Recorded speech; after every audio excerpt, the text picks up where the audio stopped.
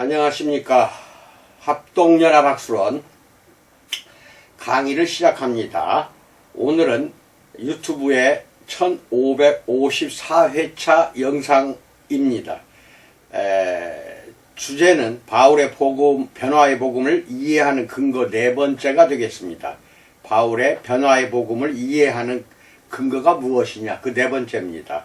네 번째로서 5번, 한 번 구원은 영원한 구원, 그러나 언제 구원받는가, 과정에 있는 행위로서의 구원에 대해서 알아보겠습니다. 구원을 받다라는 말은 현대 용례에서, 특히 복음주의 그리스도인들 사이에서 매우 구체적인 의미를 지니기도 합니다. 이 어구는 일반적으로 예수님을 만나 그분을 주님으로 받아들이고 그분과의 관계에 들어가고 그분을 믿고 그분과의 살아있는 관계에 초대받는 실체를 일컫는 말입니다. 바울도 이런 실체들에 대해서 말합니다. 예를 들어 바울은 에베소의 그리스도인들에게 쓴 편지에서 그리스도인들은 이미 구원을 받은 사람들이라고 말합니다.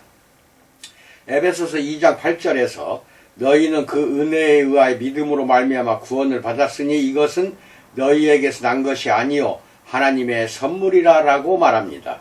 그는 디도에게 충고하면서 이렇게 쓰고 있습니다. 디도서 3장 4절로 5절에서 우리 구주 하나님의 자비와 사람 사랑하심이 나타날 때에 우리를 구원하시되 즉 우리가 행한 바 의로운 행위로 말미암지 아니하고 오직 그의 긍휼하심을 따라 중생의 시승과 성령의 새롭게 하심으로 하셨나니 라고 말합니다.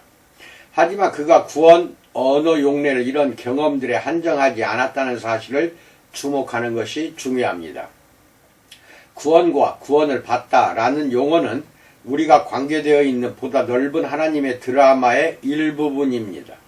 그래서 바울이 어떤 의미에서는 우리가 구원을 받았다고 말하겠지만 다른 의미에서는 구원은 여전히 우리 앞 저곳에 있으며 우리는 그 구원을 향하여 여전히 매진하고 하나님이 우리를 위해 예비하신 구원을 경험하는 과정에 있음을 암시하는 바울의 진술들도 많이 있습니다. 바울은 십자가의 도를 어리석은 것으로 여기는 고린도전서 1장 18절 멸망하는 사람들에게 반대하면서 십자가가 구원을 얻는 사람들에게는 하나님의 능력이라고 말하고 있습니다. 바울은 사람들이 평생 동안 복음에 어떻게 반응하냐에 따라 두 가정, 즉 구원을 받든지 아니면 멸망하든지 중에서 하나에 속한다는 것을 깨닫고 있습니다. 하지만 하나님이 그리스도를 통하여 얻을 수 있게 마련하신 구원에 관한 메시지를 저버리는 사람들이 발을 빼고 있는 것처럼 드러내놓고 그리고 감사함으로 반응한 사람들 역시 그들의 영원한 항구에 아직 정박하지 않았던 것입니다. 이런 관점은 로마서 자체에서 어쩌면 의외라고 할 정도로 더 분명히 드러납니다. 바울이 생각하기에 구원이나 구속은 여정 끝에서 일어나는 일입니다. 그 구원은 하나님이 이미 우리를 위해 행하신 것에 근거하며 그 구원은 날마다 더 가까워지고 있습니다. 그러나 그 구원이 단순히 우리 뒤에 있지 않다는 것은 확실합니다. 로마서 13장 11절로 14절에서 또한 너희가 이 시기를 알거니와 자다가 깰 때가 벌써 되었으니 이는 이제 우리의 구원이 처음 믿을 때보다 가까웠음이라. 밤이 깊고 낮이 가까웠으니 그러므로 우리가 어둠의 일을 벗고 빛의 갑옷을 입자. 낮에와 같이 단정히 행하고 방탕하거나 술 취하지 말며 음란하거나 호색하지 말며 다투거나 시기하지 말고 오직 주 예수 그리스도로 옷 입고 정욕을 위하여 육신의 일을 도모하지 말라라고 말합니다. 이 본문에는 두 가지 요지가 드러납니다. 첫째, 구원은 바울과 그의 청중 앞에 놓여있는 어떤 것이라는 사실. 둘째, 신자들이 하나님의 연대표, 즉 점점 가까이 다가오고 있는 날이 적혀있는 연대표 안에서 자신의 위치를 알아야 하고 바로 그 지점에서 윤리적인 반응이 필요하다는 사실이 바로 그것입니다. 만일 우리가 심판의 날 또는 그리스도께서 다시 오시는 날에 있을 구속 또는 구원을 기대한다면 그날의 빛은 틀림없이 오늘과 내일과 우리의 평생에 우리의 모든 발걸음을 비추어 주어야만 합니다. 나는 지금 신학적인 강력한 기류를 거슬러 헤엄치고 있기 때문에 로마서에서 다른 본문을 제안하고자 합니다. 바울은 하나님의 은총을 받을 자격이 전혀 없는 사람들, 즉 불순종과 반역으로 인해 하나님과 하나님의 원수가 된 사람들에게 하나님의 최상의 선물, 즉 하나님의 아들의 죽으심으로 말미암는 화목을 주심으로 보여주신 그분의 놀라운 너그러우심, 즉 하나님의 은혜를 찬송합니다. 이 사실에 비춰볼 때 이렇게 경탄할 수밖에 없습니다. 로마서 5장 9절로 10절에서 그러면 이제 우리가 그의 피로 말미암아 의롭다 하심을 받았으니 더욱 그로 말미암아 진노하심에서 구원을 받을 것이니 곧 우리가 원수 되었을 때에 그의 아들의 죽으심으로 말미암아 하나님과 화목하게 되었은즉 화목하게 된 자로서는 더욱 그의 살아나심으로 말미암아 구원을 받을 것이니라 라고 말합니다. 바로 이곳 적어도 로마서에서는 의롭다 함을 받는 것, 즉 약간 전형적인 영어 표현으로 하나님의 의로운 표준에 다시 맞추게 됨이 구원을 받는 것과 동일한 것이 아니라는 사실을 주목하는 것이 중요합니다. 이와 비슷하게 하나님과 화목하다는 것 역시 구원을 받는 것과 동일하지 않습니다. 더욱이 구원을 받는 것은 바울이 미래에 있을 것으로 기대한 경험이 분명합니다. 바울은 하나님과 화목하고 하나님의 의에 다시 맞추게 되었습니다. 즉 의롭다함을 받았습니다.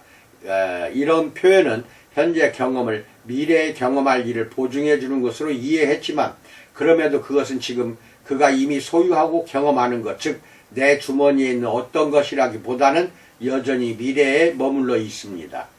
이런 까닭에 바울은 빌립보 성도들에게 빌립보서 2장 12절로 13절에서 그러므로 나의 사랑하는 자들아 너희가 나 있을 때뿐 아니라 더욱 지금 나 없을 때에도 항상 복종하여 두렵고 떨림으로 너희 구원을 이루라. 너희 안에서 가운데서 행하시는 이는 하나님이시니 자기의 기쁘신 뜻을 위하여 너희에게 소원을 두고 행하게 하시나니 라고 말합니다.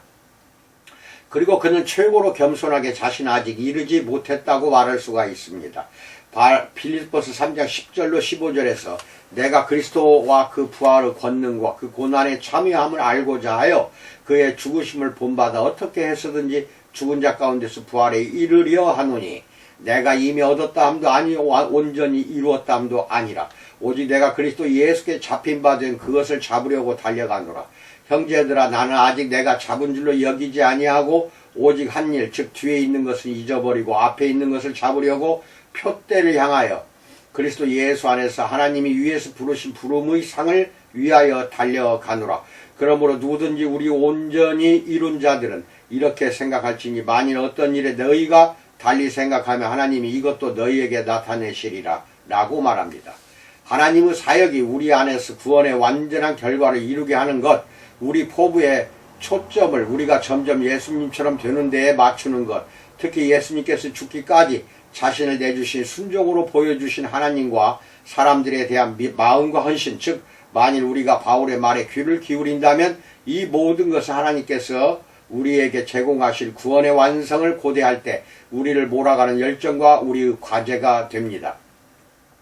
그리스도인들이 자신은 구원을 받았다고 말하거나 다른 사람들에게 구원을 받았는지 묻고 그들에게 어떻게 구원을 받을 수 있는지, 즉 인정하건대 슬프게도 점점 어떻게 복음을 전해야 할지 전혀 알지 못하는 많은 교회에서는 이런 질문마저 줄어드는 것도 문제이긴 하지만 말해줄 때 그들은 이런 삶에 대한 왜곡된 견해를 가지고 있는 것입니다. 그리스도인들은 영원한 의의를 갖는 결정과 견해를 가지고 있습니다. 그리스도인들이 영원한 의의를 갖는 결정과 행동들이 마치 이미 과거에 다 이루어진 것처럼 그리고 현재의 순간은 더 이상 영원과 관련해서 문제될 것이 없는 것처럼 말하고 행동합니다. 17세기 시인이며 영국 국교의 성직자였던 존 도는 바울의 복음에 훨씬 근접한 말을 했습니다. 앞으로 올 수천 년의 시간은 이생의 때 매분 매초에 달려있다. 그리고 이 시간에 내게 주신 하나님의 은혜를 선하게 사용할지 아니면 악하게 사용할지에 따라 나는 영원히 영광을 받거나 영원히 버림을 받게 될 것이다 라고 말합니다. 이런 생각은 어느 정도 불안을 불러일으킬 수도 있습니다. 하지만 일단 우리가 이것을 통과하면, 즉 우리는 믿음으로 전진하기 때문에 그것은 우리가 자신을 내던지는 매 순간에 모든 만남에, 모든 선택에, 모든 추구하는 것에 심오한 의미를 부여하기도 합니다. 이것들은 참으로 영혼과 관련된 문제들이기 때문이기도 합니다. 우리가 믿음의 여정을 시작한 것을 어떻게 개념화하든지 간에 우리가 신앙 고백을 하거나 우리의 마음이 이상하게 뜨거워지거나 중생하는 경험을 한 그 순간과 우리 생애의 끝 사이에서 우리가 행하는 것은 하나님이 보시기에 중요합니다. 그리고 그 다음날 우리가 행하는 것은 영원한 의의를 지닙니다. 6. 큰 선물은 큰 책임이다에 대해서 알아봅니다. 아직 설명하지 않은 매우 중요한 개념 하나가 있습니다. 그것은 바울은 복음을 전하라는 사명을 받았는데 그 복음에 대한 그의 이해에서 가장 근본적이라고 할 수 있는 개념, 즉 은혜 개념입니다. 솔라 그라티아, 오직 은혜라는 종교개혁 신학의 중요한 주제이기도 합니다. 하지만 우리는 종종 은혜를 전적으로 신학적인 용어, 주로 기독교 신학에서 그 의미를 취한 전문 용어로 이해하고 바울이 하나님의 은혜에 관한 가르침을 형성할 당시에 은혜라는 것이 후원과 우정과 기부라는 사회적인 관습에 의해 그리고 이런 관습에 영향을 준 윤리로서의 상호성이라는 사회적 가치에 매우 친숙하고 알려진 용어였다는 사실이 갖는 함축된 내용을 우리들은 고려하지 않고 있습니다. 이런 상황을 알고 나면 하나님은 바울의 청중이 그분의 선물을 그냥 받기만 하는 것이 아니라 그 선물의 가치에 적합한 평가를 보여주는 방식으로 그 선물을 사용하고 그 선물에 반응하기를 이해했을 것입니다. 바울은 그의 복음을 대중적인 몇 마디로 축소하지 않은 내가 믿기에는 절대적으로 핵심적인 한 문장을 썼습니다. 고린도후서 5장 15절에서 그가 모든 사람을 대신하여 죽으심은 살아있는 자들로 하여금 다시는 그들 자신을 위하여 살지 않고 오직 그들을 대신하여 죽었다가 다시 살아나시는 이를 위하여 살게 하려 함이라 라고 말합니다. 이것은 목적을 담고 있는 진술입니다. 바울은 이 진술을 적어도 그리스도가 왜 우리를 위해 죽으셨는가 라는 질문에 대한 하나의 대답으로 표현했습니다. 이 대답이 제자에게 요구하는 범위는 참으로 충격적입니다. 그리스도는 우리가 더 이상 우리 자신을 위해 살지 않고 그분을 위해 살게 하려고 우리를 위해 죽으셨습니다. 사실 갈라디아서에서 바울은 이와 비슷한 내용을 분명히 표현했는데 여기에서 바울은 그리스도의 자기 희생적인 사랑을 대면하고 그분과 관계를 신뢰한 결과에 관한 진술에서 이 신념을 자신에게 적용합니다. 갈라디아서 2장 19절로 20절에서 내가 율법으로 말미암아 율법에 대하여 죽었나니 이는 하나님에 대하여 살려 함이라. 내가 그리스도와 함께 십자가에 못 박혔나니 그런즉 이제는 내가 사는 것이 아니요 오직 내 안에 그리스도께서 사시는 것이라. 이제 내가 육체 가운데 사는 것은 나를 사랑하사 나를 위하여 자기 자신을 버리시는 하나님의 아들을 믿는 믿음 안에서 사는 것이라 라고 말씀합니다. 바울은 사랑으로 인해 그를 위해 자신을 주신 하나님의 아들을 언급합니다. 바울은 그 동일한 하나님의 아들이 바울 안에서 그리고 그를 통해 사시게 하려고 그의 남은 생애를 드린다고 지금 말하고 있습니다. 받은 생명을 다시 돌려드리는 것만이 우리에게 주신 그분의 선물, 즉 우리를 대신한 그분의 죽음을 우리가 가치 있게 여긴다는 사실을 그 선물을 주신 분에게 보여주게 됩니다. 이와 같은 반응은 오늘날 우리 문화에서는 극단적으로 보일 수도 있습니다. 하지만 예수님이 오시기 직전과 직후 수세기 동안 그리스 로마 세계에 살고 있었던 사람들은 우리보다도 은혜와 응답의 관련성에 대해 훨씬 확고한 개념을 가지고 있었습니다. 호의와 선물의 교환, 그리고 이와 같은 교환을 포함하는 관계 형성은 그리스 로마 사회라는 직조물의 주요 문이었습니다. 우리는 이런 사회적 상황에서 멀리 벗어나 있기에 값없는 선물, 그리스로 크리스마의 일반적인 번역인데 값없는 선물이라는 말을 들으면 그 말이 이런 호의를 받는 자 편에는 의무가 전혀 없음을 의미한다고 생각하는 경향이 있습니다. 비용이 전혀 들지 않는다면 뭐가 되었든지 그것은 공짜입니다. 하지만 바울에게 값없는 선물은 그가 누가 주께 먼저 드려서 갚으심을 받겠느냐 라고 로마 11장 35절에서 수사학적인 질문으로 제시했듯이 우리 자신의 행위로서 하나님이 그 선물을 주시도록 강요할 수는 없다는 사실을 언급합니다. 주는 것은 공짜이고 강요된 것은 아니지만 받는 것은 의무관계를 창출하게 됩니다. 바울의 문맥에서 볼 때 선물과 호의, 즉 어쨌든지 그런 것이 되기 위해서는 그것을 베푸는 자의 너그러움과 동기에 근거하여 공짜로 주어지는 것입니다. 하지만 우리에게 대단히 중요한 요지는 이것입니다. 즉 선물이나 호의를 받는 것은 그것을 받는 사람이 주는 자에게 어떤 의무가 있음을 의미했습니다. 받은 선물 또는 주어진 호의에 적절히 답례하는 상호성은 그들의 사회적 윤리적 의식에 확고히 굳어져 있었습니다. 이것은 우리가 은혜를 어떻게 생각할 것인지에 깊은 영향을 미칩니다. 바울이 사용한 은혜, 그리스어로는 카리스라는 용어는 주로 사회적 상호관계의 상황에서 익숙했던 것이기 때문입니다. 그리스어 단어 카리스는 문맥에 따라 세 가지 의미를 전할 수 있다는 것이 특히 의미심장합니다. 카리스는 호의를 보이는 성향 그리고 은혜를 뜻할 수 있으며 주어진 선물 또는 행해진 호의를 의미하기 위해 사용될 수 있고 호의를 받은 사람들이 표현하는 감사의 반응을 의미할 수 있습니다. 이 의미의 삼위일체는 그리스 로마 문화의 많은 도덕주의자들이 다음과 같이 분명하게 진술한 것을 암시적으로 제시합니다. 즉 은혜는 반드시 은혜로 답해야 하며 호의는 언제나 호의를 낳아야 하고 선물은 항상 감사로 답해야 합니다. 고대 사회에서 혜택을 받은 사람은 그와 동시에 감사를 표현해야 할 의무를 받아들인 것입니다. 세네카의 말을 빌려 표현하자면 은혜에 감사하려는 사람은 받는 즉시 되갚을 생각을 해야 합니다. 이 점은 고대 예술의 공통된 주제와 그 주제에 대한 한 로마인 철학자의 해석에 잘 예시되었습니다. 나는 여기서 세 명의 여신이 서로 손을 잡고 원을 그리며 춤을 추는 삼미신 The Three Grace 형상을 말하고 있습니다.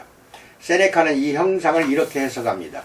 세 개의 은혜가 있다. 한 여신은 은혜를 베풀고 또 한 여신은 그 은혜를 받고 세 번째 여신은 그 은혜에 담례한다. 이 셋이 손을 잡고 춤을 추는 것은 은혜가 손에서 손으로 이어지는 과정에서 그 은혜를 주었던 자에게 다시 돌아가기 때문이며 어디서든지 그 과정이 깨지면 전체의 아름다움이 깨지고 그것이 지속되고 방해받지 않고 이어진다면 최고의 아름다움이다 라고 세네카는 말합니다. 독자적인 은혜 행위 같은 것이 있어서는 안 됩니다. 호의를 베푸는 행위는 그 호의를 받은 자가 반드시 그 호의를 되갚아야 하는 즉 주는 자에게 다시 주는 너그러운 성품이라는 면에서 그리고 물질이든지 아니면 그 무엇이 되었든지 간에 어떤 선물이라는 면에서 원형의 춤을 계시합니다. 보답이 있는 선물이라야만 제대로 고귀하게 받은 선물입니다. 은혜의 관계의 측면들을 세 여신으로 그린 것은 관계의 신성함을 전달하기도 합니다. 감사를 표현하는 것은 신성한 의미로 간주되었습니다. 반면에 은혜, 감사를 모르는 것은 신성모독과 비슷한 것으로 평가를 받았던 것입니다. 세네카가 요약했듯이 감사에 보답하지 않은 것은 수치이며 온 세상이 그렇게 생각한다라고 말합니다. 이 근본적인 문화적 배경은 신약성경 전체에 있는 은혜와 제자도 신학과 윤리의 관련성을 이해하는 데 큰 도움이 됩니다. 하나님의 은혜는 관계를 창출하고 그에 비례하는 반응을 요구하는 이 과정을 계시하는 행위입니다. 우리는 하나님께 되갚거나 그분의 은혜에 맞먹는 행위를 할 수 없지만 그럼에도 불구하고 하나님의 너그러우심에 자극을 받고 하나님께 충분히 되갚아 드릴 수 없는 사람들인 것처럼 하나님께서 제게 주신 것만큼 저도 하나님께 돌려드렸습니다. 그러니 이제 다시 나 자신을 위해서 살아가겠습니다 라고 말할 수 있는 지점에 결코 닿을 수 없는 사람들인 것처럼 살아가고 있습니다. 구원을 받기 위해 내가 해야 할 일은 무엇일까? 라고 질문을 한다면 이것은 바른 질문이 아닙니다. 우리는 이렇게 물어야 합니다. 예수님이 나를 위해 그분의 생명을 주셨고 하나님과 함께 새롭게 시작할 수 있게 하셨고 성령을 주셔서 내 안에 거하게 하셨는데 나는 답례로 그분을 위해 무엇을 하는 것이 옳을까? 또는 예수님을 위해 사는 것과 내 자신의 관심사나 욕심을 채우기 위해 사는 것을 구별하기 위해 그 사이에 어디에 선을 긋는 것이 합당할까? 너그러움과 긍휼하심으로 예수님은 그러한 선을 긋지 않으셨는데도 말이다. 우리는 미니멀리스트의 문제에서 맥시멀리스트 문제로 이동하는데 이것이 공평한 것 같습니다. 만일 하나님께서 필요한 것만 최소한으로 주시기보다 나갈 길, 웨이 아웃과 돌아올 길, 웨이 백을 우리에게 주시려고 하나님의 모든 것을 주셨다고 정말 믿는다면 말입니다. 내가 보기에 구원의 문제를 이렇게 접근하는 방식은 이 강의의 이 단락을 시작하면서 우리가 다룬 고린도후서 5장 15절과 갈라디아서 2장 19절로 20절에서 발견되는 용어들을 쓴 바울에게도 실제로 떠올랐을 문제인 것 같습니다. 하나님의 은혜를 받고 나서 그 필연적인 결과로서 하나님의 은혜에 응답해야 한다는 사상에 멈칫거릴 수도 있는 사람들에게 나는 바울의 개종자들이 은혜롭지 않게 행동하고 있을 때 바울이 그들에게 하나님께 대한 의무를 말하기를 꺼려하지 않았다는 것을, 그것도 다소 투박한 어투로 말했다는 사실을 지적하고 싶습니다. 고린도전서 6장 20절에서 너희는 값으로 산 것이 되었으니 그런즉 너희 몸으로 하나님께 영광을 돌리라라고 말합니다.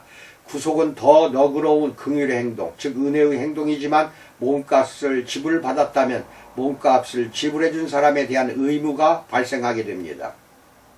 만일 우리의 자유와 우리 구원의 비용을 지불하신 분께 우리가 감사하는 마음을 갖는다면 말입니다. 우리를 대신하여 자신을 죽음에 넘겨주신 예수님으로 말미암아 우리가 죄로부터의 자유와 우리 안에서 변화를 일으키실 수 있는 성령의 은사를 받았다면 윤리적인 측면에서 볼 때 우리로서는 어떤 면에서든지 이 자유와 이 선물을 무시해서는 안 됩니다.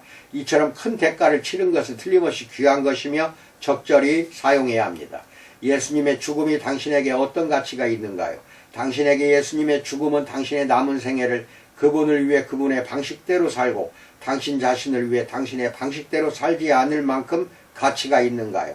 바울이 간단명료하게 표현했듯이 그가 모든 사람을 대신하여 죽으심은 살아있는 자들로 하여금 다시는 그들 자신을 위하여 살지 않고 오직 그들을 대신하여 죽었다가 다시 살아나신 이를 위하여 살게 하려 함이라. 고린도후서 5장 15절 말씀입니다. 구원하는 믿음이 이와 같이 삶을 바꾸고 이런 삶을 지향하는 믿음이라면 그리스도께서 우리를 대신하여 행하신 일의 가치를 바르게, 즉 여기서 바르게라는 의미는 우리는 예수님이 우리에게 주신 것만큼 그분께 되갖고 있는가라는 간단한 질문으로 표현할 수도 있습니다. 그런 평가할 때마다 나올 수 있는 믿음이라면 어떻겠는가요? 아이작 와체가 유명한 찬송가 주 달려 죽은 십자가라, 놀라운 십자가를 생각할 때의 마지막 두 행에서 표현한 것처럼 말입니다. 놀라운 사랑 받은 나 몸으로 재물 삼겠네. 정말 놀라운 사랑, 하나님의 사랑, 나의 영혼, 나의 생명, 내 모든 것을 요구하시네 라고 말하고 있습니다. 나는 바울이 그리스도인들에게 고린도후서 5장 15절과 같은 본문들을 배제하고 칭의에 대해 생각하라고 하지는 않았을 것이라고 믿습니다. 바울이 볼 때 우리를 위해 자기 생명을 주신 분에게 우리 자신을 드리는 것은 근본적으로 딱 맞는 반응이기 때문입니다. 실제로 우리가 우리의 생명을 그리스도에게 드려 그분이 우리를 통해서 사시게 하고 우리 자신이 주도하는 과제와 스스로 정한 목표와 상황에 대한 반응에서 돌아서서 성령님이 주도하고 성령님이 방향을 정하시는 과제와 행위에 우리 자신을 넘겨드릴 때 우리는 비로소 하나님이 보시기에 의로운 것을 바라고 행하는 사람이 됩니다. 우리는 어쩌면 그리스도 안에서 행하신 하나님의 너그러우신 행위, 즉 예수님이 우리를 위해 자신을 주신 일 때문에 우리 안에서 감사의 반응이 일어나는 경륜을 생각하기 시작할 수도 있습니다. 즉 우리 힘으로 하는 어떤 것이 아니라 하나님의 너그러우심, 즉 하나님의 은혜에 대한 반응인 이러한 감사로 말미암아 정신적으로 고양되고 떠밀려 우리는 완전히 새로운 삶으로 들어갑니다. 이 새로운 삶은 우리가 예수님을 위해서 살 뿐만 아니라 그분께 방해가 되지 않도록 길을 비켜드림으로써 정신이 신체의 각 부분을 움직이듯이 예수님이 우리를 움직이시고 우리를 통해 사실 수 있게 하시는 것이기도 합니다. 그러므로 하나님의 은혜로 말미암아 우리는 하나님의 의로운 표준과 바람에 맞춰지게 됩니다. 우리는 하나님께서 인정하시고 무죄 선언하실 수 있는 의로움에 맞춰 변화가 됩니다. 이 모든 것은 하나님이 시작하신 일입니다. 나는 이것이 바로 좋은 소식, 복음이라고 생각합니다. 아멘. 이상입니다. 내 안에 그리스도의 영, 성령님이 계신다고 한다면 그 성령님이 나를 움직이고 나를 양육시켜 주시고 내가 갈 길을 인도하시고 행동하게 하신다고 나는 믿습니다. 근데 내 안에 성령이 있다고 하면서 나는 구원받았다고 하면서 전혀 구원받지 않은 사람처럼 성령이 없는 사람인 것처럼 사악한 일을 한다든지 거짓이나 여러가지 남을 해치는 행위를 한다면 이것은 사탄의 영이 당신을 점령하고 있다. 이걸 믿기 바랍니다. 여기까지 말씀드렸습니다. 항상 코로나로부터 예방에 주의하시고 건강하시기 바랍니다. 감사합니다.